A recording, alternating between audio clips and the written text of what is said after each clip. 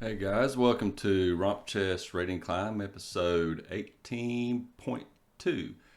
This is the second of three videos where I review a recent tournament where I played three games, won one, lost two. The time format was 20 minutes.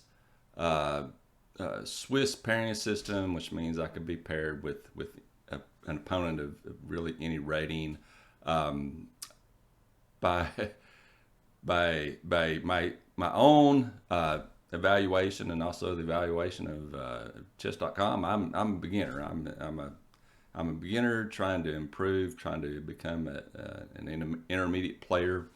Um, this is my second game of the tournament, and I was paired with a 2100 player, a very strong opponent. And I knew going into the game, but I was outmatched, and there was really you know literally no way I was gonna win this game.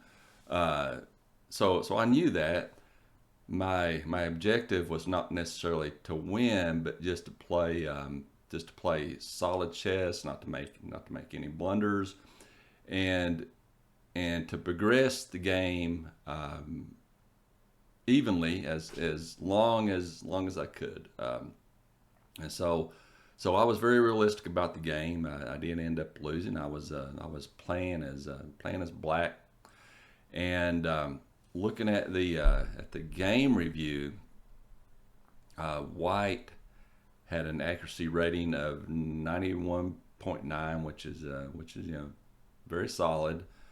My accuracy rating was 65.1, which is a little on the low side for me. I'm usually somewhere in the 70s, but even if I had played a game with an accuracy rating in the 70s or even 80s, I was going to lose this game because that's not going to beat a 91.1 accuracy rating.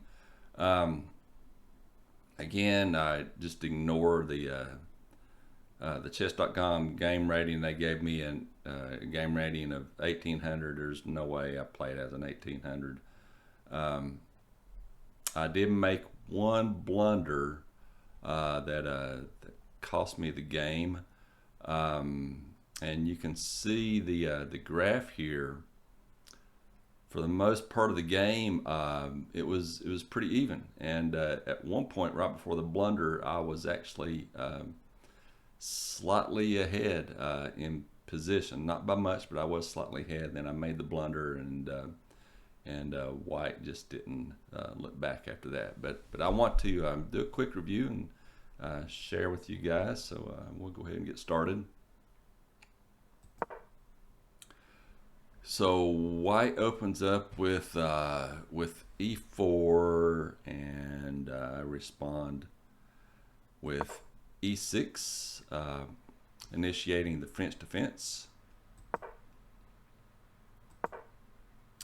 And in this position, after I push the d5 pawn, of course, white has a couple options. They can push this e pawn, which is the advanced variation. They can exchange, or they can bring out the knight for the classical variation.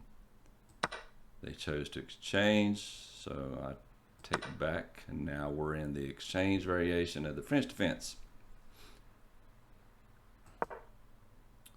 So far, just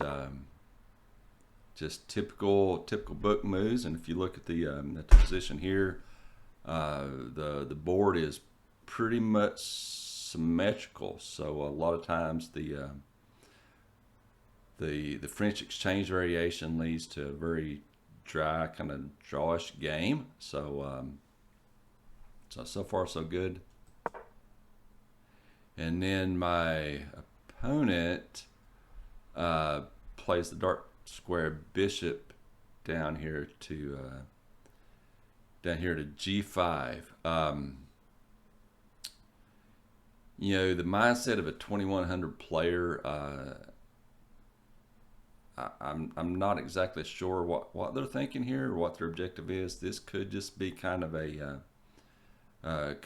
test move, just to see just to see how I respond, because I could easily kick this bishop away. I mean, there's a lot of different things I could do here, so it could just be that that white was just, you know, just kind of testing me to see how I would respond. I did have several options here. You know, I could have pushed the I could have played h6 here to kick the bishop away. If you look at the analysis, the number one move that Stockfish recommends is bringing the dark square bishop out here to d6. So looking at the review, I understand the logic of that move, because that not only develops the bishop, it puts the bishop on a very active square. So the bishop has all these squares in its line of sight. So I understand that move. I could have played this this knight move either here or here, which I consider doing. But in the French, I want to eventually push this c pawn. So putting the knight here would restrict this this c pawn from advancing. So what I chose to do was to play bishop e7. In hindsight,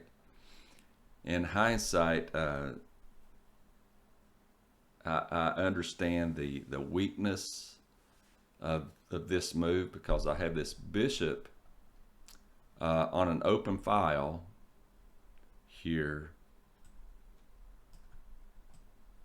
in front of my king. So that means that that this bishop is vulnerable to being pinned to the king. So that's very important. And it doesn't really remove the pin from this 9. It just puts a lot of tension here. So not a terrible move, but that's what I chose to play. So at this point the game is still even. White brings their bishop out to where I probably should have played my bishop on this active d square.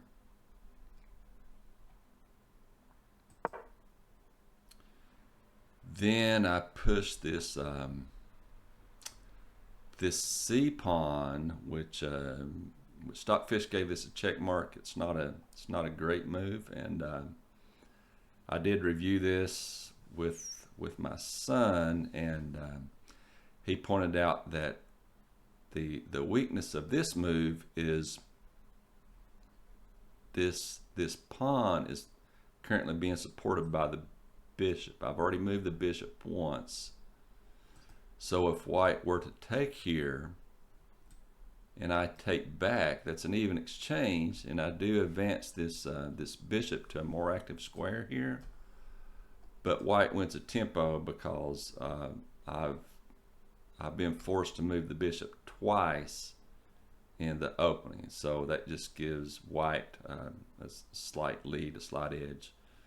So that's why this was not the best move to make here.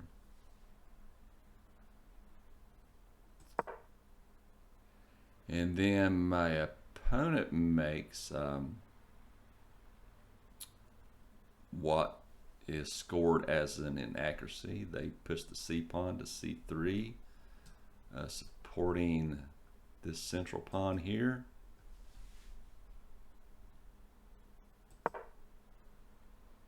Then I play another move which only gets a check mark, pinning the knight to the queen. similar, or actually it's exactly what my opponent did here. And the opponent responds by castling.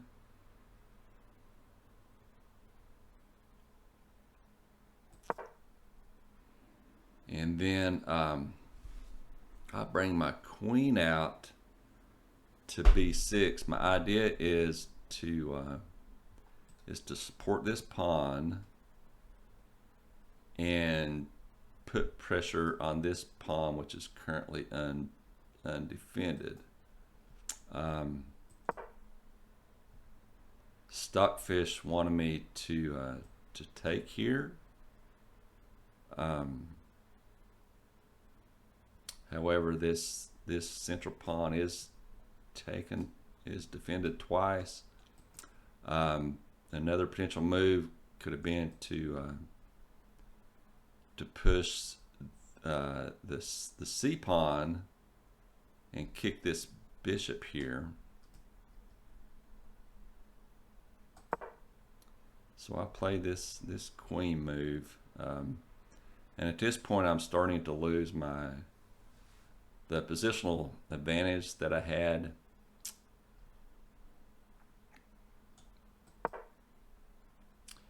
And this is exactly what I was talking about earlier. White plays queen e2, so they're pinning my bishop here to the king.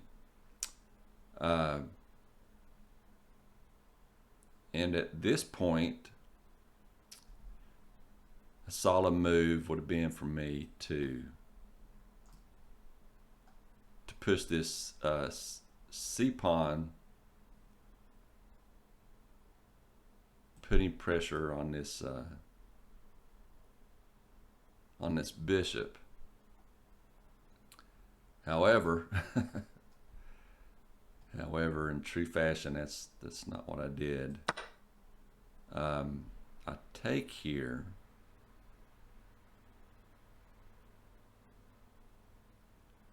which is scored in inaccuracy because, like I said, the better move would have been to push here, advance this pawn, dislodge this bishop.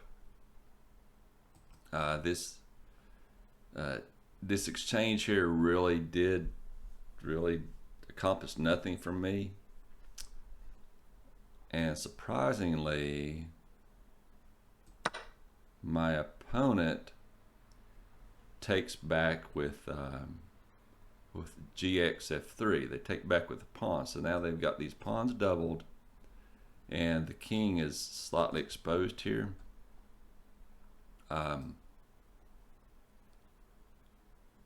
So I'm looking at this, and I'm wondering why they didn't take with the queen. However, I realize in hindsight that the queen still has this bishop pinned. So what I end up doing is, I'm really embarrassed to show this, but I castle here.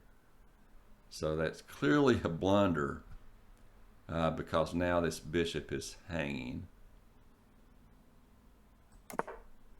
The move that I should have made before castling is I should have either taken the pawn or played knight c6. If I had played knight c6, then the knight is now supporting this bishop, which is attacked by the queen, and that would be safe to castle. But that's not what I did. I castle, and at this point the game is pretty much over. Especially playing a 2100 rated player. So it's very discouraging that I made that mistake. Like I say, I didn't expect to win, but I don't want to just like be giving games away. Even if I'm playing a superior opponent, I want I want them to earn it. I want them to have to, work for their win. And after that, of course, they take here, and I'm just lost. I try to kick the queen away. Then they offer the queen trade. I decline. I take the pawn. Game, the queen just keeps eating up my pieces.